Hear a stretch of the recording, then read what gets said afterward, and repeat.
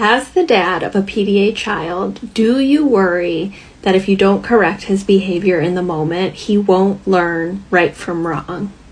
So there are two reasons I often feel the need to correct misbehavior in the moment if my son is acting out. So one is frankly, like, I feel like, oh, if he's acting wrong, like, I need to be the authority, or if he's insulted me, like, I have my own hurt feelings, and so I want to sort of, like, get back on top and put him in his place.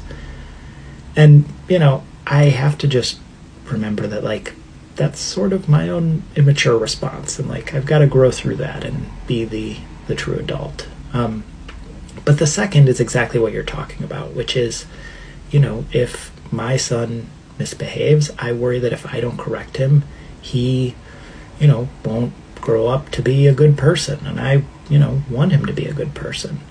But what I've seen over the years is that, in fact, he is not in his thinking brain in those moments when he's truly, having a panic-driven moment of misbehavior. If he's screaming at me or grunting or something's going on, like, it's really not under his control.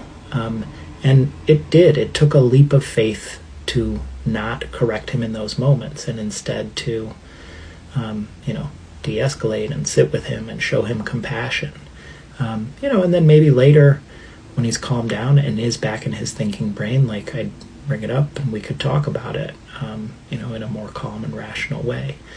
But what I've then seen over the years is that, increasingly he is in his thinking brain, and he's not so much getting driven into that survival brain and that fight or flight response. And the result of that is that, like, now I see, very clearly all the time who my son is.